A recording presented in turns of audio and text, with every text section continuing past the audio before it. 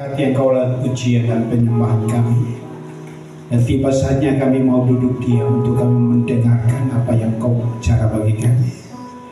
Karena kami tahu langit dan bumi dan kehidupan ini akan lenyap, tapi firman Allah akan tetap tinggal untuk selama-lamanya.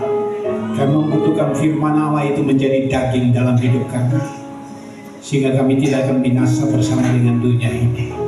Tapi firman itu terus akan mengubah hidup kami, sehingga hidup kami yang Kau dapati, roh, jiwa, dan tubuh kami tidak bercacat celah, menjalankan kedatangan-Mu yang semakin singkat dan semakin jelas ini. Bapa, terima kasih Tuhan, terima kasih.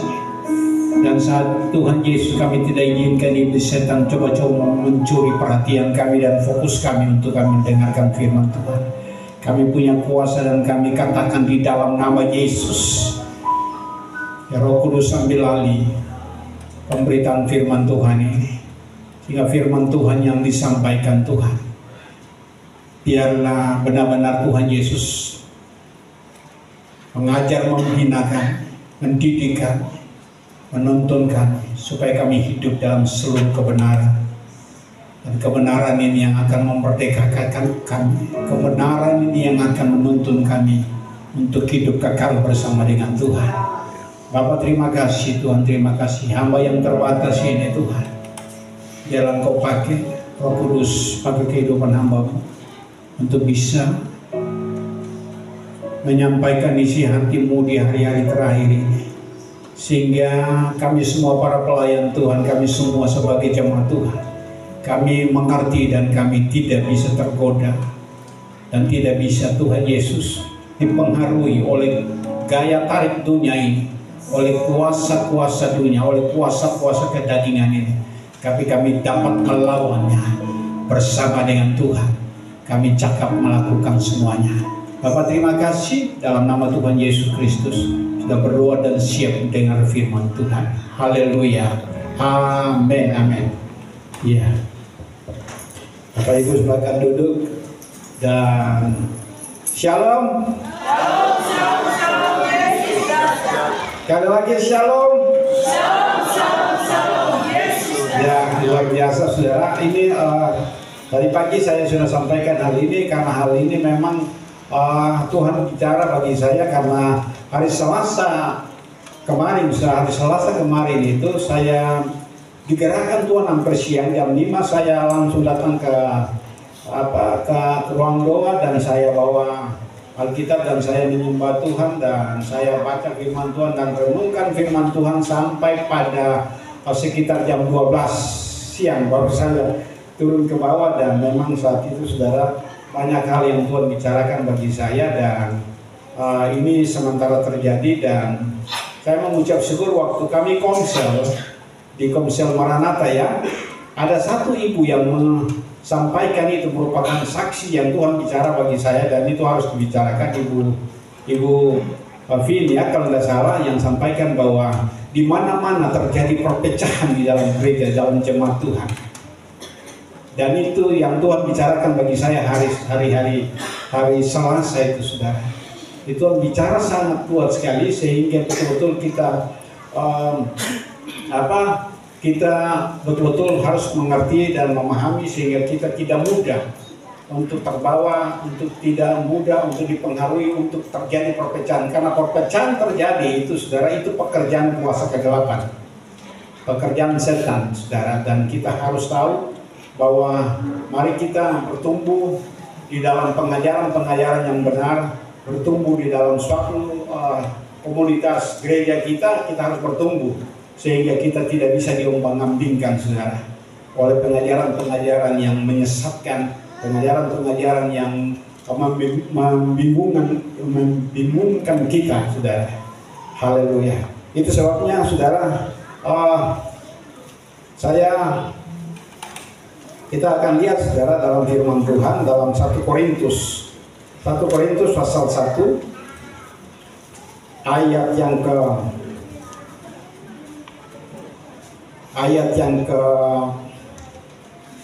10 sampai ayat yang ke-17.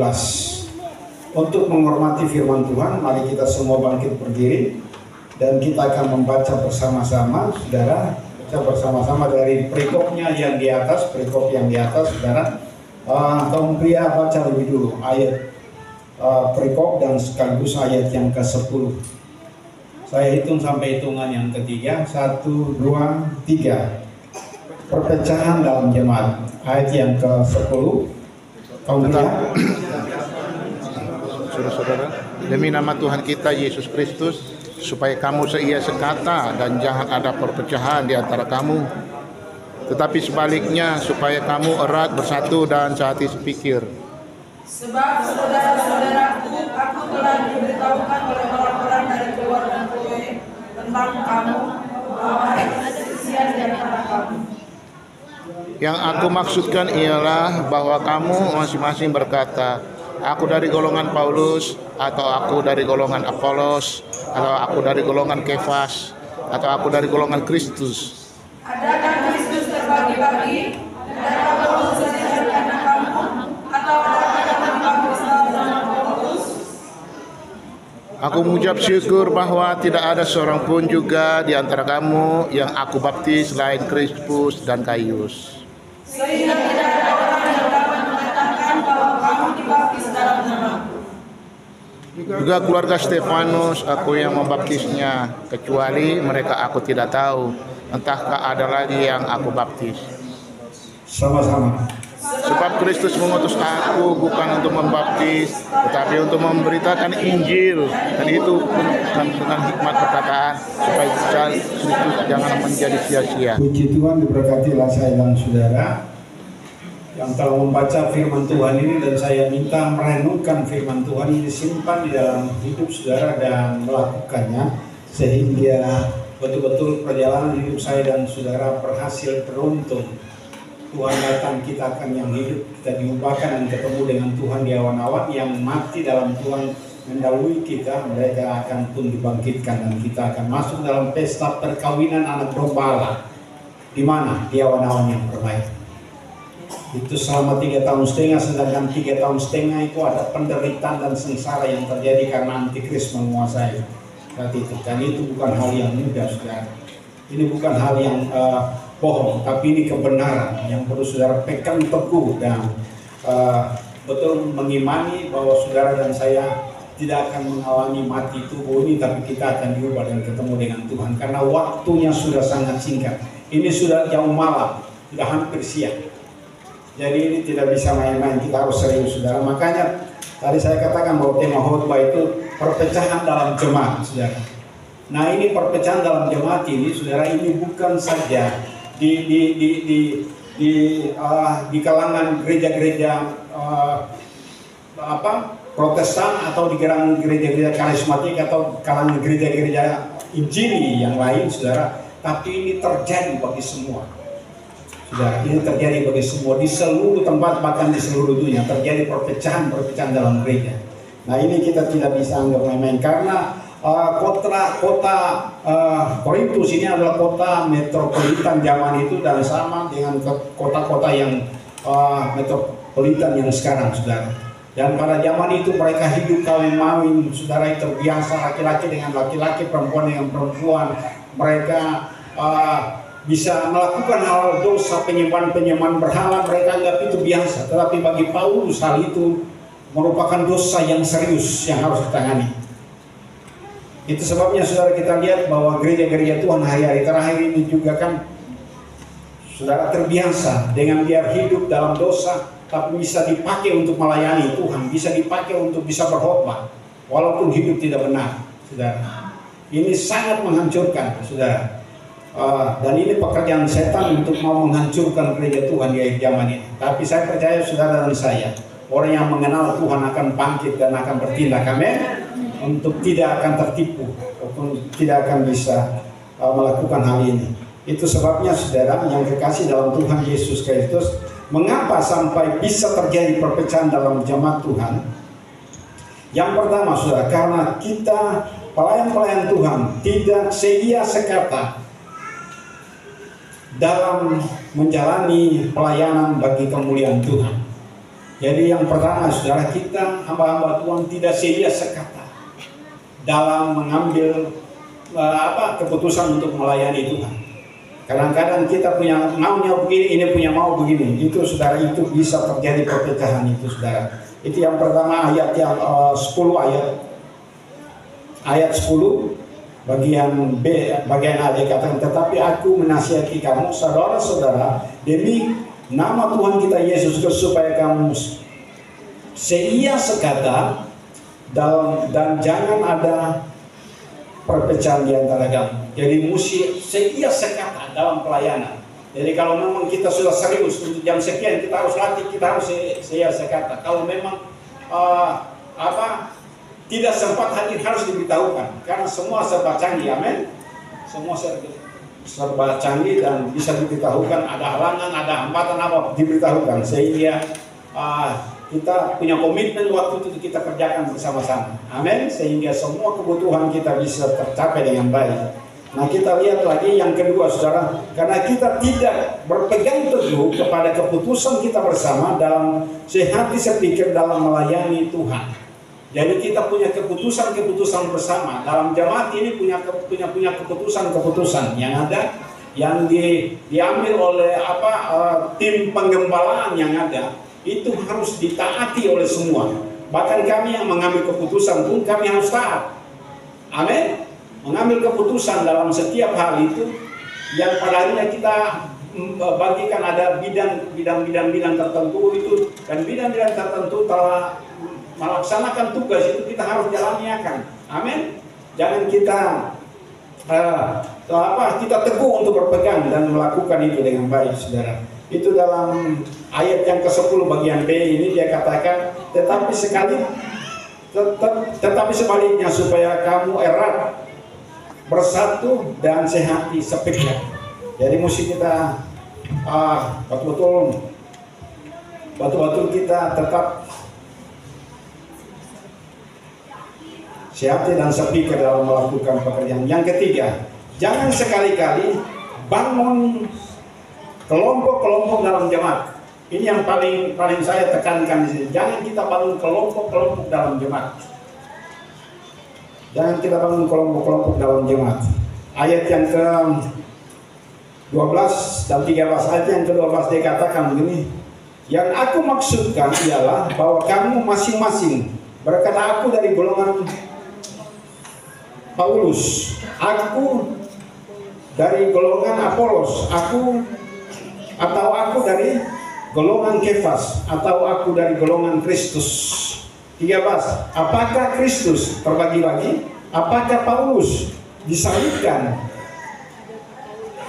karena kamu? Atau apakah kamu dibaptis dalam nama Paulus? Saudara, kalau dalam jemaat sudah bangun kesukaan, terfokus kepada satu figur, bukan lagi kepada Kristus, itu pasti akan terjadi perpecahan. Kadang-kadang kan jemaat ini berpikir begini, wah kalau dia ini khotbah boleh, kalau ini khotbah saya suka, nggak boleh saudara. Itu berarti saudara sudah banggakan figur. Yang saudara harus banggakan siapa? Kristus itu. Karena kita semua pengkhotbah, kita semua WL, kita semua yang singer, bahkan semua pelayan yang ditunjuk itu kita belum sempurna. Betul? Ya siapa di sini yang sudah sempurna? Saya sendiri belum sempurna. Amin.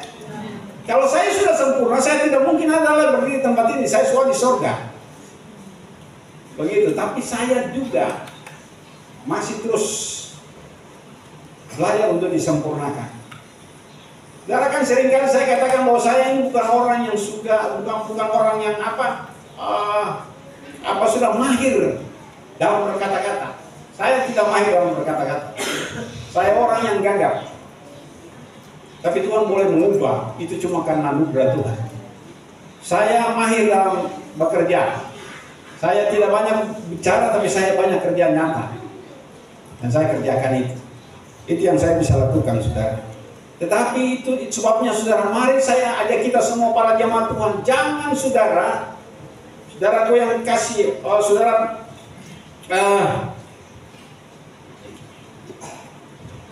sudah bangun kesukaan tertuju kepada satu figur, saudara, itu sangat keliru. Mari kita semua, saudara, bangun kepercayaan kita kepada hanya satu figur, yaitu Yesus Kristus, karena Dia sempurna. Yesus sempurna dan tidak ada celah sedikit pun. Yesus itu betul-betul kita membutuhkan Dia untuk menyempurnakan kita yang kekurangan ini. Amin. Dan kita semua membutuhkan itu, saudara. Jadi, saudara yang kekasih, banyak orang bisa berdoa, tapi banyak orang tidak bisa berdoa. Dan banyak orang bisa berdoa, tapi banyak orang juga tidak bisa berkhotbah.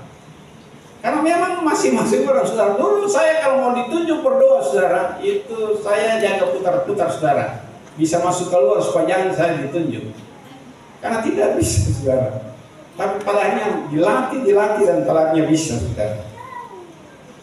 Jadi ini sangat penting sekali. Jangan kita tertuju kepada satu figur dan bukan kepada Tuhan Yesus Kristus. Itu membuktikan jemaat atau gereja belum rohani dan masih belum dewasa. Masalah ini yang mengakibatkan perselisihan di dalam gereja, yang terjadi perpecahan. Dan ini dialami semua, tadi saya sudah kan dialami oleh semua gereja karismatik, semua gereja Protestan, semua gereja Injili hari-hari terakhir ini. Yang waktu itu kan ibu-ibu bilang, kata memang hari-hari ini terjadi perpecahan karena begitu memuji manusia. Dan saya pernah katakan kepada salah satu hamba Tuhan bahwa Bapak usahakan supaya sampaikan firman itu untuk apa Tuhan punya nama dimuliakan. Jangan tertuju kepada satu figur. Kalau tertuju kepada satu figur itu pengajaran yang sesat, dan hamba Tuhan ini berkata betul. Kan kita sih boleh kan begitu banggakan orang. Jadi kalau orang ini ada baru kita bisa datang ibadah. Kalau orang sengaja berarti kita bisa datang ibadah. Saudara, bahaya. Saudara punya cara hidup itu. Berarti saudara bukan banggakan Kristus, tapi saudara banggakan manusia. Begitu. Jadi kalau orang ini khotbah, saya mau datang. Orang ini kalau khotbah, saya mau masuk, saudara, tidak boleh. Siapa saja yang khotbah, yang penting dia punya buah dan menyampaikan firman, dia hidup dalam kebenaran. Jangan sampai dia tidak hidup dalam kebenaran dan dia sampaikan firman Tuhan, saudara. Artinya begini, doa itu kita berkomunikasi dengan Tuhan, berkomunikasi timbal balik dengan Tuhan. Tetapi kalau berkhotbah itu kita menyampaikan tentang Kristus. Bagaimana saudara punya pengenalan tentang Kristus, saudara belum kenal Dia? Kan bisa jadi sesuatu yang sesat. Dalam arti begini, saya tidak tahu pribadi daripada Bapak Batloya, tapi saya bilang Bapak Batloya orangnya begini-begini. Kan begitu. Itu berarti kita punya kesaksian betul atau tidak betul? Tidak betul. Makanya berkhotbah itu kita belajar untuk mengenal Yesus pribadi, secara pribadi Yesus, baru kita bisa menyampaikan itu sehingga kan kita tidak tersesat, saudara. Orang dia bilang, oh bohong dia. Orang tidak akan bilang gitu, kita bohong. Kenapa? Karena memang kita kenal dia. Saya bisa bicara, saya punya istri, kan saya kenal dia. Dia juga kenal saya. Betul? Begitu. Jadi kita punya hubungan harus seperti dengan Tuhan, seperti itu, intim seperti itu. Karena suami istri harus intim. Atau terhadap anak kita intim. Saya tahu pendeta Rahel punya sifat. Dia juga tahu saya sebagai orang tua punya sifat. Begitu ya, timbal balik, saudara. Tetapi kalau baca Alkitab itu, saudara, itu Tuhan bicara bagi kita. Amin. Baca Alkitab itu Tuhan bicara bagi kita untuk kita harus taati apa yang perintahkan untuk lakukan, kita lakukan. Apa yang dilarang untuk kita tidak lakukan, tidak boleh lakukan. Itu baca Alkitab. Itu sebabnya, saudara, kalau saudara mau bertumbuh, saudara harus bisa berdoa, saudara harus menyampaikan firman Tuhan, saudara harus bisa baca firman Tuhan. Itu sangat penting, saudara. Mari kita lihat dalam 1 Korintus pasal 3 ayat yang pertama sampai ayat yang ketiga. Saya minta tolong bantu baca. Demikian firman Tuhan, 1 Korintus 3, perselisihan. Dan aku, saudara-saudara, pada waktu itu tidak dapat berbicara dengan kamu seperti dengan manusia rohani, tetapi hanya dengan manusia duniawi yang belum dewasa dalam Kristus. Susulah yang kuberikan kepadamu, bukanlah makanan keras, sebab kamu belum dapat menerimanya. Dan sekarang pun kamu belum dapat menerimanya, karena kamu masih manusia duniawi. Sebab jika di antara kamu ada iri hati dan perselisihan, bukankah hal itu menunjukkan bahwa kamu manusia duniawi dan bahwa kamu hidup secara manusiawi?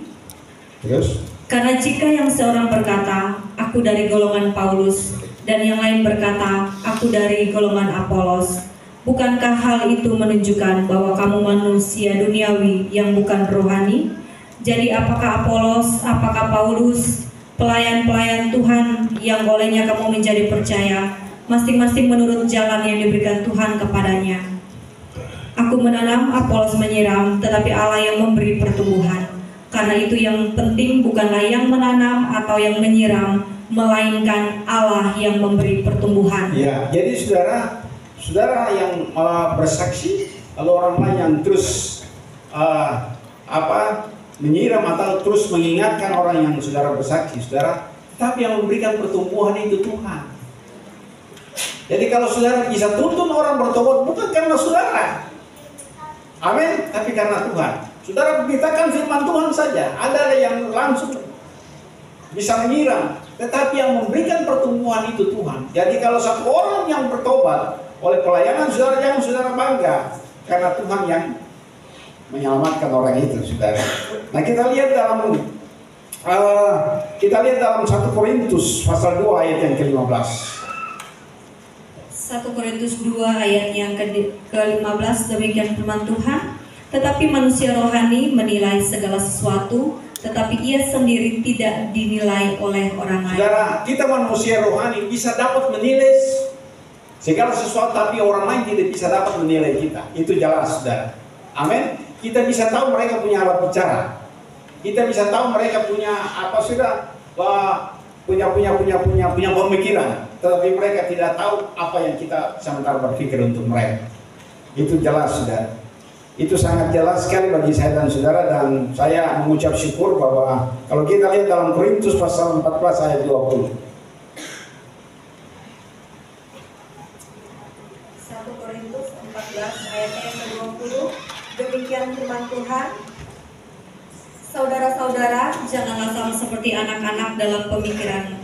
Jadilah anak-anak dalam kejahatan, tetapi orang dewasa dalam pemikiran. Ya, saudara, ini maksudnya begini, saudara. Kedewasaan itu bukan dilihat dari usia. Seperti dengan nama yang sekarang sudah 78 tahun ya. Ya, sama Kadeti yang sudah umur 72 tahun ya. Ya. Saya setelah itu lalu tahu siapa lah yang lebih tua. Bapak Bat sudah 68 ya. Saya juga sudah 68 tapi untuk 2 bulan, saudara. Sampai sini yang lebih tua lagi, Bapak Kiawar ada. Nah, jadi saudara, bukan masalah usia, tapi masalah saudara orang dilihat dari dewasa dari dia punya pemikiran, dari dia punya kemampuan berpikir, saudara. Hari pagi saya sudah saksikan bahwa ada satu anak kecil yang dia betul-betul punya niat untuk dia harus kerja. Dia baru sekitar 11 tahun atau 12 tahun, tapi dia punya niat untuk dia harus bekerja, dia harus mau cuci mobil, orang punya mobil, tetapi dia punya perlengkapan tidak cukup, dan pada akhirnya saudara dia ketemu satu paman dan dia bilang, paman tolong bantu saya untuk bisa saya bisa membeli semua kebutuhan untuk mencuci mobil. Dan akhirnya apa yang terjadi, paman ini saudara kasih dia bantuan $30. Dan akhirnya dari $30 dia beli semua perlengkapan dan mulai dia bekerja, saudara. Dia bekerja, saudara. Setelah dia bekerja dalam setahun dia bekerja, saudara, dia bisa kembalikan modal daripada paman itu $30 itu, tetapi ada masih $500 di dalam dompet yang dibawa. Dia masyarakat, tapi paman bilang tidak usah, karena paman ini lihat dia orang yang bukan sembarang. Dia punya ide yang cemerlang, dia punya ide yang dewasa. Ide dalam usaha itu luar biasa. Makanya paman ini membantu dia. Dan akhirnya saudara, waktu itu dia mulai buka usaha. Paman ini buka usaha di tempat yang ramai, saudara. Tempat yang ramai, dan akhirnya anak ini dia mulai mencuci mobil, dan setelah itu paman ini datang untuk memberikan nama tempat cuci mobil itu, saudara. Dan anak itu makin diberkati. Saudara, makin lama kelamaan paman ini yang punya perusahaan mulai bangkrut, saudara, dan dia membutuhkan, dan orang saudara mau datang ambil dia punya perusahaan. Saudara, tiba-tiba dia muncul. Dia muncul dalam usia belasan tahun, dia muncul, saudara. Dia muncul dan dia mau tawarkan investasi dengan pamannya ini, saudara. Apa yang terjadi, saudara? Paman ini rasa ini siapa kamu? Dia bilang, paman yang percayakan saya. Belasan tahun yang lalu masih saya kecil, paman percayakan saya modal $30 itu, dan saat ini saya sudah punya 5 perusahaan besar. Saya datang bawa kepada mau investasi dengan paman $3.000, dia langsung kasih. Paman ini, saudara, langsung terkejut. Saudara tuh yang kasih, ini anak masih kecil tapi dia punya pemikiran dewasa. Jangan orang dewasa tapi pikirannya anak-anak, saudara. Kan begitu. Pikiran anak-anak.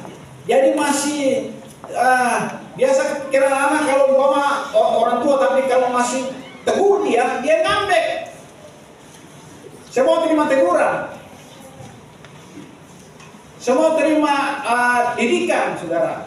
Saudara, didikan dan teguran itu baik kalau saudara terimakan untuk bisa mengubah karakter hidup saudara.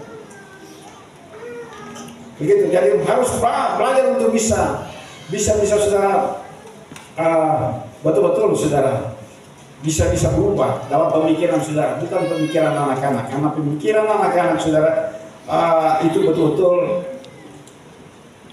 sangat tidak layak untuk bisa jadi pengantin. Anak-anak mana yang bisa dia mau kawin. Sekarang mau umur berapa tahun? Kan semungkin anak-anak mau kawin, nggak bisa. Amin. Harus yang dewasa. Jadi biar anak-anak, biar masih remaja, biar masih pemuda, tapi saudara punya pemikiran harus dewasa. Amin. Harus dewasa. Sehingga betul-betul saudara itu akan terwujud dengan pikiran saudara. Karena dengan pikiran itu akan terwujud. Betul, pikiran atau angan-angan, cita-cita itu kan masih angan-angan, tapi bisa terwujud kalau saudara punya pikiran itu dewasa, dan tindakan yang dewasa. Ya, ini penting sekali. Yang kedua, saudara, ayat yang kedua dari pembacaan kita, saudara, susulah yang kuberikan kepadamu bukanlah makanan keras, sebab kamu belum dapat menerimanya, dan sekarang pun kamu belum dapat menerimanya. Kalau kita lihat dalam Ibrani pasal yang ke-5, ayat yang ke-12 sampai ayat yang ke-14. Tolong bacakan. Ibrani 5, ayatnya yang ke-14. 12. Demikian firman Tuhan. Sebab sekalipun kamu ditinjau dari sudut waktu, sudah seharusnya menjadi pengajar, kamu masih perlu lagi diajarkan asas-asas pokok dari penyataan Allah, dan kamu masih memerlukan susu, bukan makanan keras.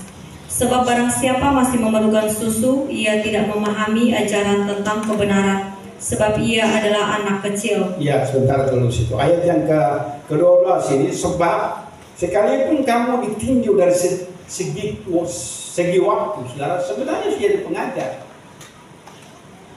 Kan keterangannya super tobat. Itu murid-murid Tuhan Yesus bertobat berapa lama ikut Tuhan Yesus? 3 tahun, saudara. Nah, kalau di sini kan sudah ada sampai 10 tahun, sudah sampai belasan tahun, bahkan puluhan tahun.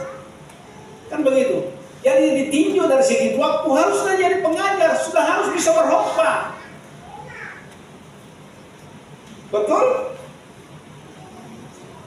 Sudah harus bisa melakukan banyak hal bagi kemuliaan nama Tuhan. Sudah harus, saudara. Tetapi masih memerlukan pelajaran-pelajaran yang dasar tentang pertobatan, tentang pengenalan akan Tuhan. Itu pengajaran-pengajaran dasar, saudara. Kita harus naik level untuk pengetahuan tentang nubuatan yang Tuhan sembunyikan kepada Daniel. Tuhan bilang pergi dan sembunyikan ini. Pada akhir zaman Tuhan akan apa? Menguduskan para hamba Tuhan dan rahasia yang akan dibukakan. Itu yang harus dipelajari, diajari, saudara. Begitu. Bukan lagi masalah tentang pengenalan akan Kristus. Bagaimana tentang pertobatan, bagaimana tentang itu, saudara, itu pelajaran-pelajaran sangat mendasar, saudara, untuk orang baru mau menerima Tuhan Yesus sebagai Tuhan Juru Selamat. Tapi kalau sudah menerima Tuhan Yesus, sudah lahir baru, sudah 10 tahun, tetapi tetap masih kanak-kanak, ini bahaya, saudara. Ini sangat bahaya sekali. Jadi ayat yang ke-13, sebab barang siapa masih memerlukan susu, ia tidak memahami ajaran tentang kebenaran, sebab ia adalah anak kecil. Saudara, anak kecil itu, saudara, biar ketemu bilang dia tentang kebenaran, dia tidak akan bisa mengerti. Oh, saya tahu tadi kalau bilang para LKD, saya tahu kata ini nubuatan kan, yang akan terjadi. Saya boleh main HP, dia kan belum bisa mengerti. Walaupun dia mama sudah bilang kali ingatannya, kalau ada berdoa jangan coba-coba yang HP. Cuma bilang begitu, tapi coba lihat, siapa sudah? Yang tua, Stephen. Setiap kali dia mama ada, ini dia mulai putar kiri kanan, dia lihat ada kesempatan, dia mau cari HP lah ini. Kan begitu. Karena anak kecil, saudara, dia tidak memahami, saudara, belum memahami, belum sampai kepada pemahaman itu, saudara. Kalau ayat yang ke-14, tetapi makanan keras adalah untuk orang-orang dewasa yang karena mempunyai panca indera yang terlatih untuk apa? Membedakan yang baik dan yang jahat. Jadi panca indera kita itu maksudnya itu sudah terlatih dengan makanan keras. Jadi kalau saudara dengar firman Tuhan yang keras, yang menegur saudara, yang menemplak saudara, yang betul-betul atau menyakiti saudara, itu bukan sesuatu yang tidak baik, tapi itu sesuatu yang perlu saudara terima dan saudara harus bertobat. Dan cara hidup itu sehingga saudara bertumbuh dalam pertumbuhan iman, pertumbuhan rohani yang dewasa. Kalau tidak, saudara tetap jadi kanak-kanak. Dan dengar baik, kanak-kanak saudara tidak punya kesempatan untuk masuk dalam 5 anak gadis yang bijaksana. Pasti termasuk dalam 5 gadis yang apa? Bodoh alias nau-nau. Jadi itu saudara. Ini penting sekali bagi saya. Ayat yang ketiga, karena kamu masih manusia duniawi, sebab jika di antara kamu ada iri hati dan perselisihan, bukankah hal itu menunjukkan bahwa kamu manusia duniawi dan kamu hidup secara duniawi? Kita lihat Roma pasal 13 ayat 13. Coba tolong bacakan. Roma 13 ayat yang ke-13, demikian firman Tuhan. Marilah kita hidup dengan sopan seperti pada siang hari. Jangan dalam pesta pora dan kemabukan, jangan dalam percabulan dan hawa nafsu, jangan dalam perselisihan dan iri hati. Saudara, kita ini anak-anak terang. Siapa di sini yang anak-anak gelap? Coba angkat tangan saya. Kita ini anak-anak apa? Terang. Yang anak-anak terang yang mana? Coba angkat tangan. Kita semua anak-anak terang, saudara. Nah, kalau kita anak-anak terang, terang itu dapat dilihat atau tidak dapat dilihat? Terang dapat dilihat. Bukankah kita ini surat Kristus yang terbuka, yang dibaca oleh semua orang? Jadi orang mengenal Kristus dari hidup saudara dan saya, dari cara tutur kata saudara, dari cara bertindak saudara, dari cara perbuatan saudara. Itu tuh orang akan lihat Kristus dalam hidupmu. Jangan sampai orang lihat setan dalam hidupmu. Jangan orang akan lihat iblis dalam dirimu, saudara. Ini keras.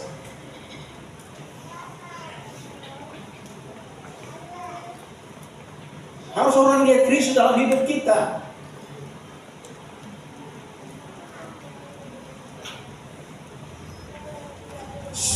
Supaya tidak terjadi perpecahan dalam gereja atau jemaat Tuhan. Ini yang harus diketahui dan dilakukan setiap hari. Yang pertama, saudara, harus bisa menerima teguran dan didikan keras dan siap bertobat, yang siap berubah, karena itu merupakan kebaikan kita dalam pertumbuhan rohani kita yang dewasa.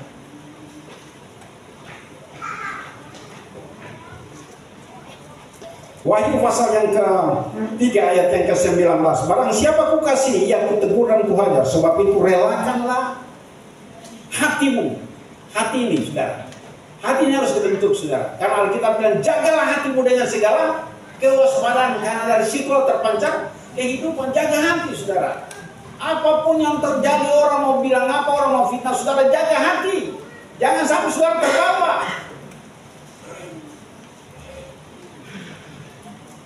Jangan sampai saudara terbawa. Saudara, saya dan istri dan keluarga saudara, kita sudah berusaha untuk hidup sebaik mungkin juga, tetapi masih ada kekurangan dan orang biasa celah. Dan kalau orang celah, orang fitnah, kalau memang itu betul, tetap berubah. Katong tidak bikin, tapi itulah katong berubah supaya katong betul-betul makin sempurna. Kalau memang sisi-sisi kami yang belum sempurna, disempurnakan terus. Supaya kelak Tuhan datang. Hendaklah roh, jiwa, dan tubuhmu sempurna. Dengan tidak bercacat celah, menjalankan kedatangan Tuhan yang makin mendekati. Itu saudara.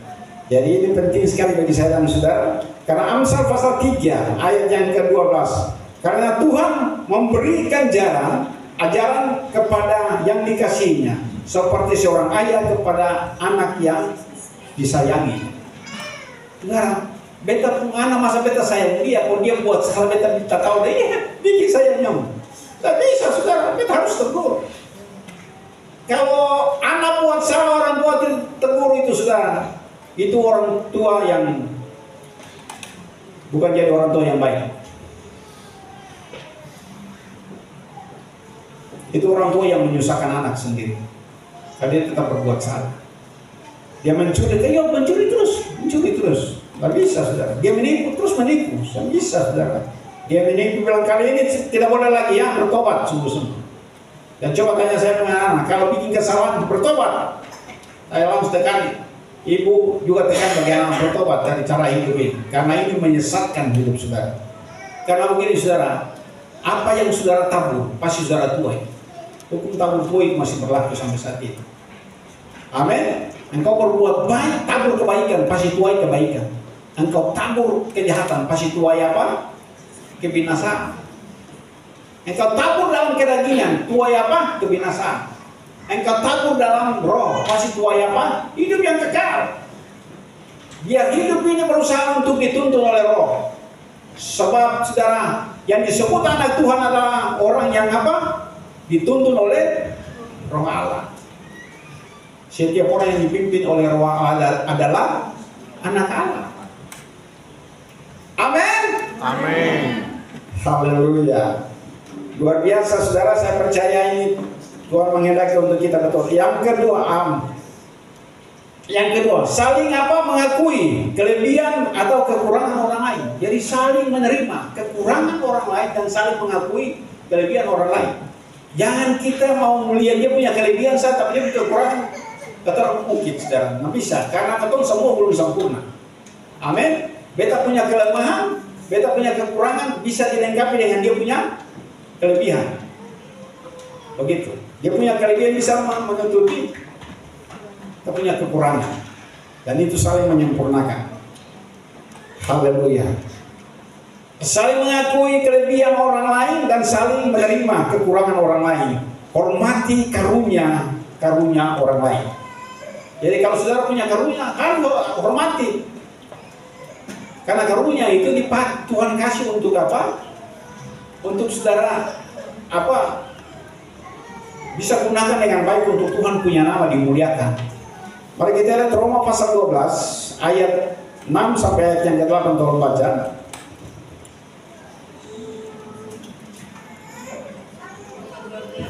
Roma 12 ayatnya yang ke-6, demikian firman Tuhan. Demikianlah kita mempunyai karunia yang berlain-lainan menurut kasih karunia yang dianugerahkan kepada kita. Jika karunia itu adalah untuk bernubuat, baiklah kita melakukannya sesuai dengan iman kita. Ayat yang ke-7, jika karunia untuk melayani, baiklah kita melayani. Jika karunia untuk mengajar, baiklah kita mengajar. Jika karunia untuk menasihati, baiklah kita menasihati. Siapa yang membagi-bagikan sesuatu, hendaklah ia melakukannya dengan hati yang ikhlas. Siapa yang memberi pimpinan, hendaklah ia melakukannya dengan rajin. Siapa yang menunjukkan kemurahan, hendaklah ia melakukannya dengan sukacita. Amin. Jadi semua tanggung jawab yang Tuhan berikan bagi saya dan saudara, gunakan itu dengan baik. Saudara punya talenta apa? Saudara punya karunia apa? Gunakan itu dengan baik. Jangan salah gunakan itu untuk kemudian untuk popularitas nama saudara atau untuk saudara mendapat keuntungan dari situ, saudara. Itu tidak boleh. Amin. Jadi kalau saudara bisa berdoa orang sembuh, ada karunia kesembuhan Tuhan berikan bagi engkau, berdoa bagi mereka. Tapi waktu mereka sembuh, saudara minta terima kasih bagi saudara, saudara bilang, saya tidak layak menerima terima. Tuhan cuma pakai saya untuk bisa mendoakan, dan kalau bisa pujian itu kembalikan kepada Dia yang memberikan kesembuhan. Karena Petrus dan Paulus dengan Yohanes waktu masuk dalam gerbang indah, lalu ada seorang lumpuh yang minta-minta. Betul, minta-minta, lalu pada saat itu saudara mereka katakan, tengoklah kami. Dan mungkin dia berpikir, tengok kepada kami, mau dapat uang ini, mau dapat uang di dalam kantor, kasih dapat ini. Tadi bilang, tengoklah kepada kami. Emas dan perak tidak ada bagi kami, tapi yang ada bagi kami dalam nama Yesus berjalanlah. Amin. Itu yang harus kita muliakan. Jadi Yesus dalam nama Yesus yang menyembuhkan dia. Nama Yesus bukan Petrus dan bukan juga Yohanes. Paulus atau Yohanes, tidak, saudara. Jadi bukan Petrus, Petrus dan juga bukan Om Yohanes, saudara. Tapi karena nama itulah orang lumpuh ini berjalan. Amin. Jadi jangan saudara banggakan, saudara. Kalau saudara bisa berdoa orang sakit sembuh, berdoa orang mati bangkit. Kalau saudara bangga, lalu orang mulai cari saudara, lalu mulai saudara, orang semua datang cari. Ibu nama terkenal karena dia bisa tahu bahwa beta pun selingkuhan ini, dia selingkuh dengan siapa, dia tinggal di mana. Ini kan aneh, datang tanya sama Batuanis, ketusing begitu, ketusing ada begitu. Dia pun nama siapa? Dia bilang nama, saudara. Wow, akhirnya saudara, luar biasa. Haleluya. Ini sangat-sangat, saudara. Karena Yohanes pasal yang ke 1 Korintus 12 ayat 28. Tolong bacakan. 1 Korintus 12 ayatnya yang ke-8 28. Demikian firman Tuhan. Dan Allah telah menetapkan beberapa orang dalam jemaat. Pertama sebagai rasul, kedua sebagai nabi, ketiga sebagai pengajar. Selanjutnya mereka yang mendapat karunia untuk mengadakan mujizat, untuk menyembuhkan, untuk melayani, untuk memimpin, dan untuk berkata-kata dalam bahasa roh. Jadi saudara, rasul, nabi, bahkan penginjil, guru dan gembala itu jabatan daripada Tuhan. Jabatan daripada Tuhan. Dan Yesus itu memiliki 5 jabatan itu. Karena orang panggil Yesus itu apa? Nabi, bahkan apa? Rasul, nabi, guru, penginjil, dan juga gembala. Yesus memiliki. Dan saya dan saudara bisa memiliki hal itu lebih dari satu. Saya gembala, tapi saya juga pengajar. Amin. Dan pengajar kebenaran, saudara. Itu sebabnya saudara harus jadi pengajar kebenaran, jangan jadi pengajar yang menyesatkan. Jangan jadi pengajar yang menyesatkan. Alias saudaraku yang kekasih, jangan sampai saya larang orang untuk jangan mabok, sedangkan saya mabok. Ini kan menyesatkan. Saya larang orang jangan selingkuh. Kenapa selingkuh? Tapi saya sendiri selingkuh. Ini menyesatkan, saudara. Saya betul-betul sudah ada di dalam kebenaran, hidup dalam kebenaran, baru saya bisa nasihati orang, dan pasti orang bisa menerima. Saudara yang kekasih, jangan sampai saudara banyak orang yang punya kehidupan yang sebagus, selalu ada ada yang sampaikan firman, walaupun dia masih muda, dia sampaikan firman dengan tegas, dengan tegas dan gamblang, lalu padahal yang mereka tersinggung. Orang ini sampai kalau dia pimpin KKR berarti ketua kacau. Ini kan aneh, saudara. Don't salah baca firman Tuhan bahwa Rasul Paulus katakan kepada anak didiknya siapa? Timotius. Jangan ada orang yang menganggap engkau muda, tapi engkau rendah karena engkau muda. Tapi engkau harus jadi contoh dalam perkataan, dalam sifat hidup. Dan kalau dia muda tapi kalau dia punya kehidupan itu bisa jadi contoh bagi orang-orang percaya. Kenapa saudara bisa menolak? Karena memang mereka punya kehidupan yang begitu. Begitu, saudara. Haleluya. Yang ketiga, saudara, kehidupan kita yang terus-menerus meninggikan nama Tuhan Yesus di bumi, maka Tuhan Yesus akan menarik semua orang datang kepada Tuhan Yesus sendiri. Yohanes pasal yang ke-12 ayat 32.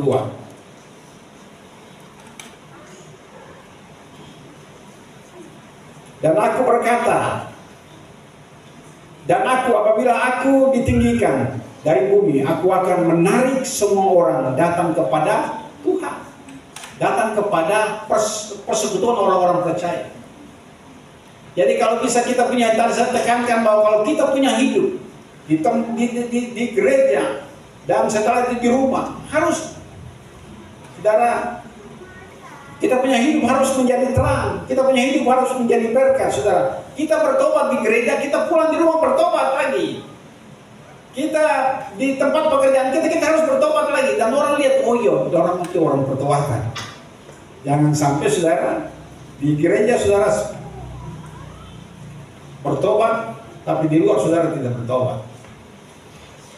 Di gereja saudara tidak tipu, tapi di luar saudara menipu. Di luar saudara tidak membohongi. Di gereja saudara tidak membohongi, tapi di luar saudara bohong sini, bohong sana. Di gereja saudara tidak ngomong orang, tapi di luar sana saudara ngomong orang kiri kanan, saudara. Tidak boleh, saudara. Haleluya. Itu pertobatan yang tidak sejati, tidak sungguh-sungguh, dan itu sangat membahayakan sekali. Dengan demikian akan terjadi perlipat kali ganda jiwa-jiwa yang diselamatkan, seperti gereja mula-mula. Mari kita baca bagaimana kisah gereja mula-mula terjadi. Kisah pasal 2, pasal yang kedua, ayat yang ke-46 dan 47. Tolong dibacakan. Kisah Para Rasul 2 ayat yang ke-46. Demikian firman Tuhan. Dengan bertekun dan dengan sehati mereka berkumpul tiap-tiap hari dalam bait Allah.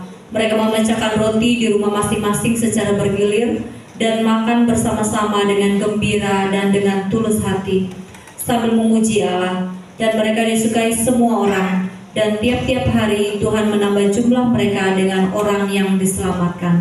Amin. Saudara, ini akan terjadi di zaman ini. Gereja akhir zaman ini akan terjadi, saudara. Ayat yang ke-46. Dengan bertekun dan dengan sehati mereka berkumpul tiap-tiap hari. Ini tiap-tiap hari, saudara. Kalau kata orang satu minggu satu kali saja itu rasa berat, tapi ini tiap-tiap hari. Dan saya lihat pemuda remaja hampir setiap hari ketemu di gereja. Itu luar biasa. Lalu mulai dong ajak makan satu sama yang lain, saudara. Itu sebabnya dunia resesi, tapi saudara anak-anak tua tetap apa? Iya, makan-makan, saudara. Amin. Itu akan terjadi, saudara, hari terakhir ini. Dan saya percaya, saudara, pelipat gandaan jiwa-jiwa baru pasti terjadi. Itu sebabnya kita sementara saudara bangun gereja yang cukup besar. Siap, memang kalau tadi pagi dengan ini semua berarti tempat duduk ini tidak ada lagi memenuhi, karena memang sudah tidak bisa. Haleluya. Karena tadi pagi juga hampir sama banyak dengan ini. Bayangkan, makanya kita sementara bangun gereja yang baru, saudara yang kekasih dalam Tuhan Yesus. Kemarin kita ada bakti di sana. Sebentar sore pun, saudara yang tidak pergi ibadah di Lermatan, nanti kita balik kembali jam 4 ya, jam 4 sore kita ke sana untuk kita bersihkan tempat itu. Kayu-kayu kita pindahkan di itu kayu-kayu potong-potong kecil, tidak boleh dibuang, tidak boleh dibakar, karena itu masih dipakai untuk buat sporting, saudara. Dia punya apa sudah? Istilah bangunan itu dia punya backcasting, saudara. Ini bapak Sandi tahu kan, sementara membangun dia punya backcasting itu, kayu-kayu kecil itu masih dipakai semua untuk backcasting, untuk cor dia punya balok rembalak itu. Dan sangat penting sehingga kita semua kumpulan kita bersih tempat itu, sehingga nanti ada penimbunan situ kasih rata, sehingga betul-betul tempat itu segera pembangunan tingkat ketiga ya berjalan dengan baik. Itu sebabnya saudara, mari kita gotong royong bersama, karena gereja itu bukan milik Yonas anak Toki, milik kita semua. Amin.